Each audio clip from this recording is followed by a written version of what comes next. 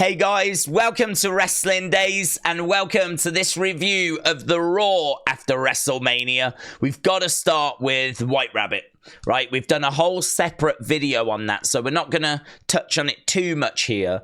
I suppose it's worth just letting people know what it is.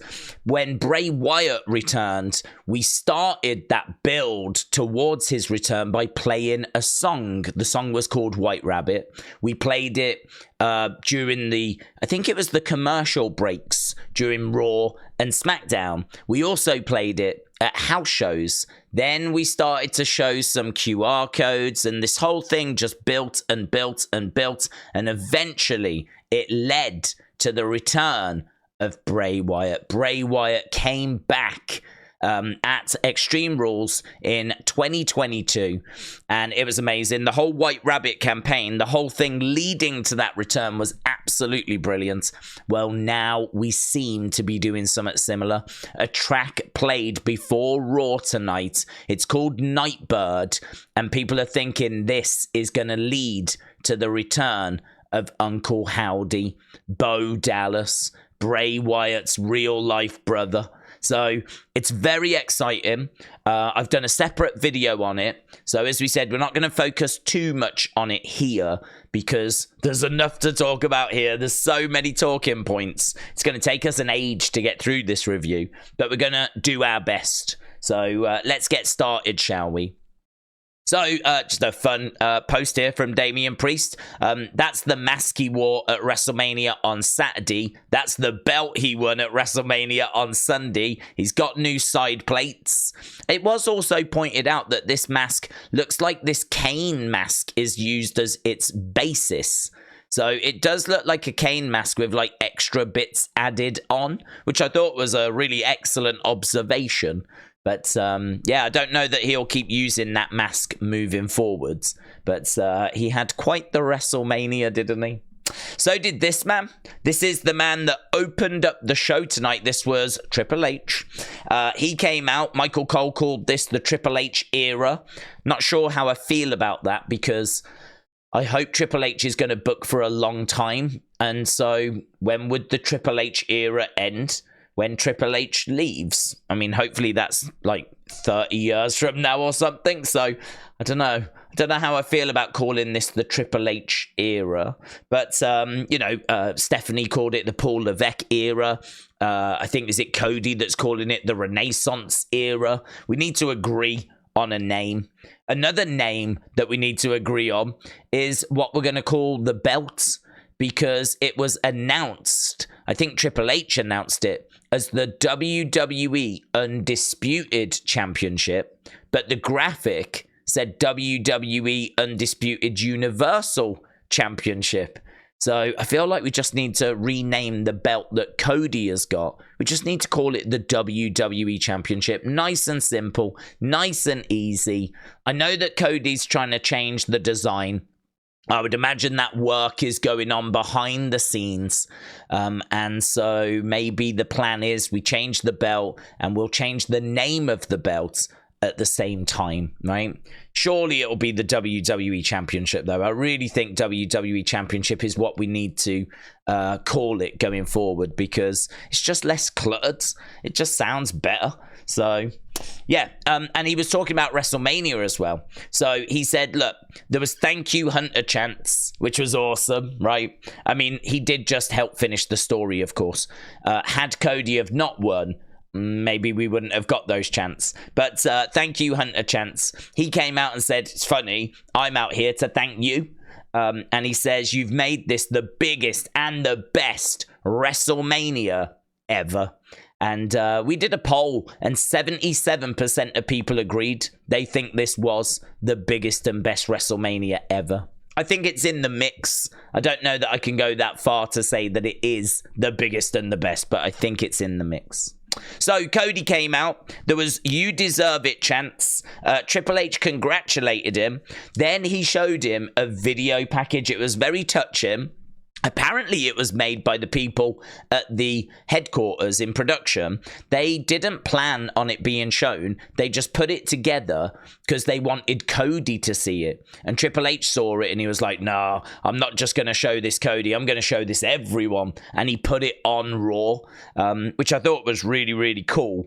It's a great video package. It's the kind of thing you would imagine. It's just basically Cody's journey, and he gets emotional watching it. You know, this is a celebration. It is, I suppose, a moment of reflection rather than just racing on to the next thing. We just took this moment to just take a breath. The story has been finished, and we just took a moment to let that sink in. I didn't mind this. It was a bit lovey-dovey, wishy-washy. I didn't mind it, though.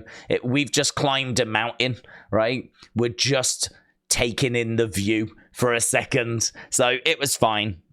So Cody cries, Triple H embraces him. Cody then puts the belt down and kisses the belt. He also acknowledges Roman for the champion that he was, and that leads to a thank you Roman chant. So we get this thank you Roman chant. He says, in wrestling, you're always asked why. What's the why? Why are we doing this? And he said, I want to show you my why. And it was his daughter, basically. His daughter said, finish the story, Daddy. And that's his why. That's why he's doing this. So he showed his daughter. He made or asked Samantha if she would announce him as the undisputed champion again. And she did it willingly, with gusto. And so he was talking away. And then the final boss interrupted. The Rock came out. And this was really cool because the whole thing changed. You know, we was admiring the view. We were having a lovely time. And then The Rock came out. And this was a Raw after WrestleMania crowd, right? So The Rock came down with the People's Championship. He got that at the Hall of Fame. He came out with it. There was Undertaker chants because, of course, The Rock got dealt with by The Undertaker. There was Rocky Sucks chants, right? There was Shut the F Up chants. There was A-hole chants. They really were going all over The Rock here. It was a great crowd, and it came across really well on TV. So The Rock went to like talk and everything, and they were just like booing him, and he couldn't really get any words out. Eventually he says, look, I just want to congratulate you all. This is the biggest gathering of trailer park trash in WWE history. That did not go down well at all, right? That did not go down well at all. So here we've got like the Undertaker chants. There we go, another huge record broken as announced by The Rock. So The Rock came out and he said, look, I want to give you your flowers, Cody. And he says, the American dream was my hero. He said, actually, our dads were friends, right? He said, your dad would be proud of you. I don't know if my dad would be proud of me with everything I've done recently. He said, but I thought about it and I don't care, which I really love. I love that. I love how much Cody is trying to, you know, live up to his dad's dream and do all this for his dads. And here's The Rock going, I thought about if my dad would be proud of me and I decided I don't care. So I really like that. And then this is where it got a bit weird. He said, is there any way The Rock can hold that title? The Rock's held a lot of titles in WWE, but he's never held that one. So Cody says, yeah, you can hold it for a moment, but only if I can hold your title, the People's Championship. And so they swap belts over, and it's all a bit awkward. And actually the crowd chant, this is awkward. Right? So they swap belts. And then The Rock says, look, I need to go away for a while. They swap the belts back. Need to go away for a while. But The Rock is going to come back, and he's going to come back for you. And Cody said, I'm looking forward to it. Rock just confirms your story with Roman Reigns is over. Your story with me has just begun. It's so good. I love that. I mean, I really want Cody Rock at SummerSlam. I think this builds at times has felt like we've been building to Cody Rock rather than Cody Roman. A lot of people have said that.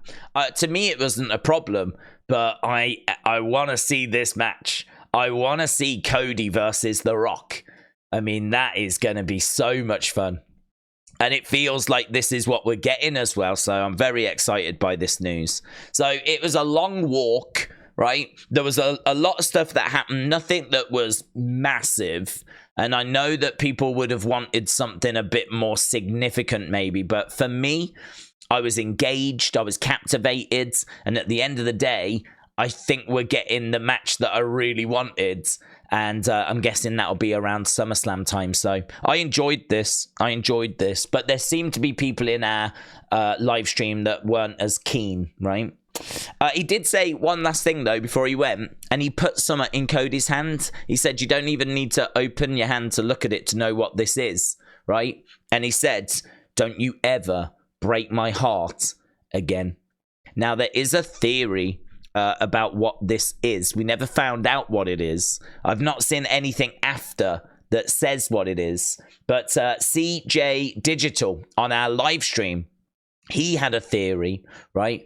Which I really like. I think the way that it gets presented, you've got to be quite careful with it. But I really like the theory. He thinks it might be matches, right? And the reason is, you might remember there was news over the weekend that Cody's bus had caught fire. Cody actually thanked the Philadelphia Fire Department. And I don't know that that bus really caught fire or if this is storyline. What if Cody's bus never really caught fire, but we're just saying it caught fire and we're using it as a story? And what if the matches that The Rock handed over to Cody is basically his way of saying, I did it. I started your bus fire, right? I'm the one that did it. And I think that's quite clever. The reason I'd say you've got to be careful is because I don't want Brandy and Cody and their daughter to have been in the bus. I don't want to make out The Rock that he's a murderer, right? That he's trying to murder people. I don't want to go that far.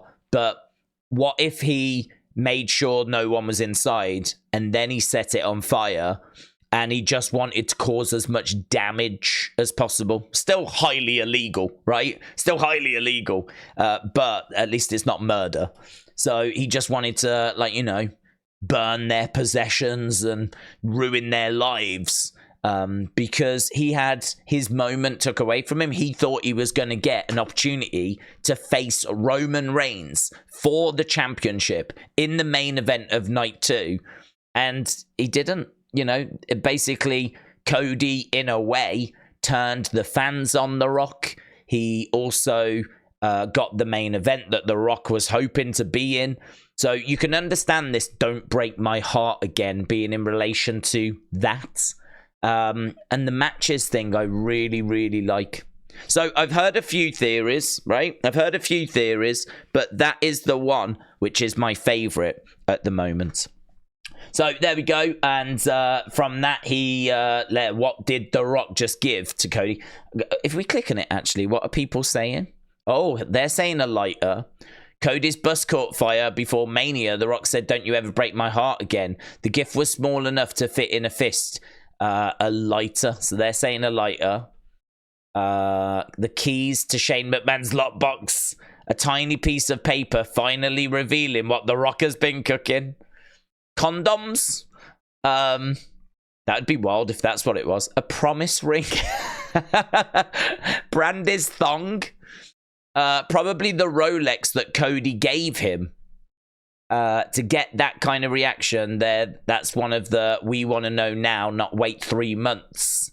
So Rhodes doesn't even have the mannerisms of a winner. Oh, shots fired. Shots fired. I like this one. We don't know. So I think that sums it up very well. Although here, look, it says his watch. His watch. Did Cody buy The Rock a watch then? I know he bought Seth a watch, but I don't know that he bought The Rock a watch. So I don't know about the watch thing, but that's an interesting theory as well, isn't it? That's an interesting theory. So there's a few thoughts for you. And then that was it. That was done. So then we moved on to our first match, right? So it was Shinsuke versus Ilja Dragunov, right? The current NXT champion. Big shock because Elia wins. Couldn't believe that Elia had picked up the victory. In our community, this got a good 94% rating. Good 94, right? I really love Elia. And apparently, he is going to be in the draft, right? So here, look, Triple H said, once WrestleMania 40 dust settles, we'll be ready to shake things up. The draft returns, SmackDown, April 26th, and Raw on April 29th. As revealed by Michael Cole on Raw After Mania. There we go. The 26th and the 29th. That is when we've got all of this kicking off. So, and apparently Ilja Dragunov is going to be eligible to be in the draft, which doesn't make sense. He's the current NXT champion, so I'm not too sure how that's going to work, but... However, there we go. Look, there is The Rock with the belt. He kind of likes the feel of it, doesn't he? He likes the feel of it. So there we go. And here's the news that Ilja Dragunov is going to be eligible to be in the draft. So that was that then. Then we had the Judgment Day come out. So Rhea said, Mommy is always on top. She said this is a new era for the Judgment Day. Damien Priest's music played. It seemed like it was a new theme. He came out. There was You Deserve It chants. And then R-Truth interrupted. So we had Rhea and Damien hold up their belts. And then out of nowhere, in the middle, was R-Truth. He held up the Raw Tag title, right? And said that he was looking to get back into the Judgment Day. He said the only problem is he's now tag team champ with The Miz, so we're going to have to let The Miz in. This brought The Miz down. Miz came down and said, I don't want to be in Judgment Day, and neither do you, R-Truth, right? So he pulled him back over and said, get over here. There was a tag title match that was proposed, but R-Truth said, well, we can't do that because there's, you know, 3 of us. So we can't do that. And they were like, well, where's the third person? He went, oh, you can't see him. And this was clever because immediately my brain said Little Jimmy, right? Little Jimmy was R-Truth's invisible friend. And so I think Miz thought that as well. He said, are you talking about Little Jimmy? And R-Truth was like, no, I'm not talking about Little Jimmy. It's just you can't see him, right? I mean, at this point now, like, even the crowd are chanting Cena's name. So a 6-person tag match is made. But when we come back from the break, it's a handicap match. It's actually 3-on-2. So we have got the Judgment Day. They are battling away against the Awesome Truth. And the Awesome Truth, obviously, are down a member. And so we're underway with the match. So this segment led to this match. And it got 59% great. People enjoyed it, mainly because as the Judgment Day were winning, John Cena did come running down, even up the numbers. We got a really fun finish with like 5-knuckle shuffle, all 3 of them doing it, then doing the AA as well, all 3 of them getting the pin at the same time. So it was just a really fun moment. It was just a really fun moment. So again, you know, we didn't know we were getting John Cena. We didn't know we were getting The Rock. We didn't know that Ilja Dragunov was going to be on the show. We did know that the draft was coming, but now we've got a date for the draft. So we got that information as well. We found out that Cody and The Rock are seemingly on a collision course. So we got that as well. So there was a fair bit that we got out of this first part of the show, you know. We also found out that the 5 events over the weekend, so SmackDown, Stand and Deliver, WrestleMania Night 1, WrestleMania Night 2, and Raw had delivered 201,924. That's how many people had attended those 5 shows. So an amazing number. Then we had Big Bronson Reed. He was backstage talking about winning the Andre Memorial Battle Royal, and there was a glitch on screen. This is only for a brief moment, but in the corner, the word hello, which we believe is going to be connected to Uncle Howdy. And again, that is in a separate video. Then backstage, we had Liv Morgan attacking Rhea, which is good because Liv wasn't at WrestleMania. I'm sure she was very frustrated about that, but seems like she's ready now to continue her revenge tour. So it looks like we're going to be getting Liv against Rhea very soon, right? Then as that attack was happening, the camera left them and we followed the camera through the doors, through the crowds and to the ring, right? It was an interesting shot. I don't know that it's a shot that worked for me personally because it's a bit weird seeing a beatdown and then just walking and now here we are at the side of the ring. Like, I don't know, was there not meant to be a different camera person there? Like, I don't understand. I don't understand, like, why there was a cameraman backstage that then had to go to ringside. Why did we not just have a different cameraman at ringside? I know we're trying all these different things, and some might work and some might not. People really enjoyed this anyway, right? So it's no major gripe. I just thought that some of the ones they've done where we've gone through Gorilla, I've really liked those. This one just felt like we were more doing it for the sake of doing it. That's probably my criticism. It felt like we did it because we can do it. So, and then we went to our next match. So our next match was Indi Hartwell. She was in the ring, and her opponent was Roxanne Perez. So Roxanne Perez came out. This was 88% goods. Roxanne Perez is the current women's NXT champion. She won with a Pop Rocks. So Elia won. He's the NXT champ. Roxanne Perez won. She is the women's champ, right? Don't know that she's going to be eligible for the draft, but even so, wasn't expecting this. So the shocks, the surprises, they continued, right? So we carried on. So there was that match. Then we have you guys started Stand and Deliver with a bang. I'm here for you to have another chance. You'll get your rematch against Braun and Baron for the tag titles. Oh, didn't see that. So it looks like Axiom and Nathan Frazier are going to get a rematch. And Shawn Michaels said, that's one I want to see again. Right, so we were done with that. Backstage, Sammy and Jade just had a nice little moment. Also, Natalya bumped into Roxanne Perez and said, I'll see you tomorrow night. So it seems like Natalya is going to be on NXT. Sammy is in the ring. There's chance of You Deserve It. He puts Gunther over and Gunther's achievements. This brings out Imperium, right? So Imperium make their way down. Chad Gable comes out and makes the save, and then basically it sets up a tag match. So Imperium versus Chad versus Sammy. This is when we get a video package. His back fella. So Sheamus is on the way. Sheamus is coming back. Don't know when. Maybe part of the draft. Maybe he's back a bit before that, but he's on the way. WWE bragging about the fact that they've done 17 consecutive sellouts on the road to WrestleMania, which is very impressive, right? It's very, very good. Sammy and Chad pick up the victory, right? 95% goods.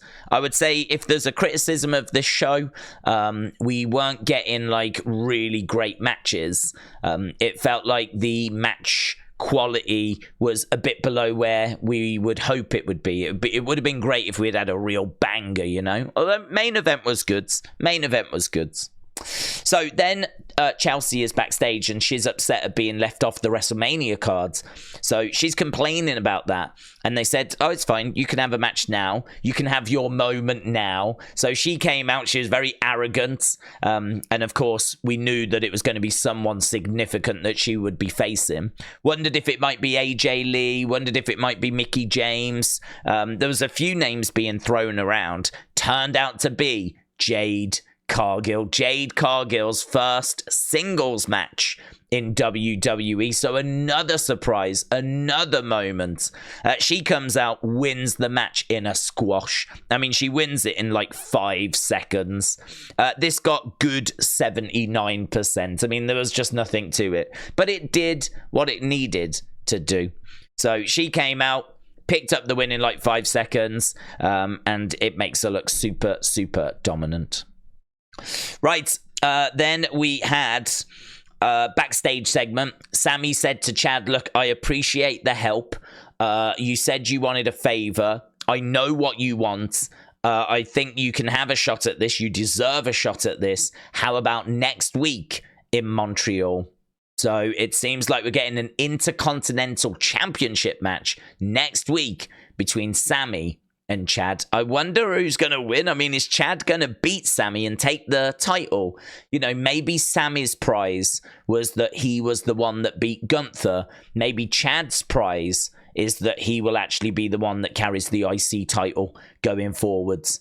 It's interesting, isn't it? I don't know. I don't know which way that's going to go. Then it was time for our main event. So Drew was in the ring and he was going off. He said like it was 5 minutes 46. That's all his title reign lasted for. He was showing respect to Seth, but he says 5 minutes 46. The crowd were kind of heckling him about that. And he was like, shut up, that's longer than most of you last in bed, right? He said then Bondage Undertaker came out, Damien Priest. Bondage Undertaker, and you stole that from me. You stole that from me. So he was basically saying, I'm coming for you, Damien Priest. And he had words to say about CM Punk as well, of course, and that resulted in loud CM Punk chants. But before he could get any further, Jey Uso's music hit, and we were into our main event. Our main event tonight was Jey Uso against Bronson Reed, against Drew McIntyre, against Ricochet, and the winner would be the #1 contender for the World Heavyweight Championship. So a big, big main event. A big main event. This is fun as well. So on Wednesday, right, on YouTube, WrestleMania behind the curtain, behind the scenes. And it was pointed out, that on Wednesday on AEW, they're going to be showing us behind the scenes. They're showing us the footage from Wembley, right? From the All-In show at Wembley when CM Punk choked Jungle Boy, right? Jack Perry. And now WWE have got their own documentary that's going to show us behind the scenes. And that is also airing on Wednesday. So this is going to be interesting because I think they're going to want to try and block like whatever the conversation is about that AEW footage.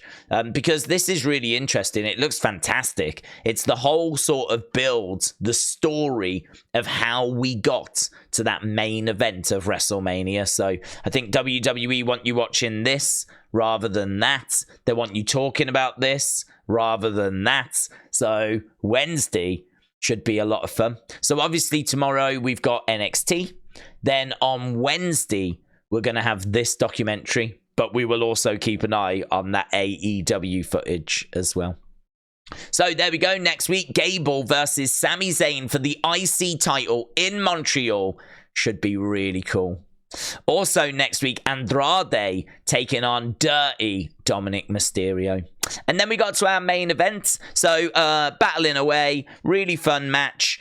This got a 61% great score, and it was Jey Uso that wins. And he wins because it looked like it was going to be Drew, and CM Punk grabbed his leg. CM Punk grabbed his leg. CM Punk costs Drew the victory. That means that Jey Uso can go on to capitalize, get the victory, and he will be the one that gets to compete against Damien Priest for the World Heavyweight Championship. And there is CM Punk on the table, doing Jey Uso's arm thing, celebrating away, having a great time.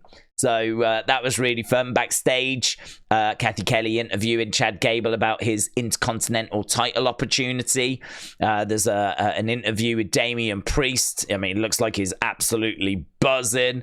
What did CM Punk have to say when Raw after WrestleMania went off air? Ooh. Well, that's one we're going to have to save for Unseen. We'll have a little look at that for Unseen and see what it is that he actually had to say. And that was everything. That only dropped, what, an hour ago that dropped. So, yeah, trying to score this show, I think, is difficult. It probably lacked that massive OMG moment, but I think the White Rabbit thing might be that. Punk costing Drew again is obviously very interesting. The Rock thing at the start, you know, kind of letting us know that that's going to lead to a title match. That's very interesting. So there was loads of talking points throughout this. I didn't find this boring at all. I was super engaged. I was super entertained. I think for me, this is going to land on an 8. I felt like it was an 8 during the stream. I would probably go down to 7.75 rather than up. Right, so I feel like 8 is generous, or I don't know if it's generous, but I feel like it's more than fair. Let's put it that way. I feel like it's more than fair. I think the matches would need to be stronger. I think that true OMG moment, like a shock title change or a shock return, would have to have happened. We didn't quite get anything like that. But it was a great show. I really enjoyed it. And I can't wait to see what they've got in store for us next as we continue forward. It's no longer the road to WrestleMania. I suppose we're on the road to Backlash now. But yeah, so much going on. Wrestling is alive and well. It's a great time to be a fan. It's a great time to be watching. And hopefully this White Rabbit thing is going to keep people interested, you know? People that have maybe just come back into it. Maybe people that didn't experience White Rabbit the first time. So let me know your thoughts down in the comments below. Appreciate the support as always. And I will see you again next time. Bye for now.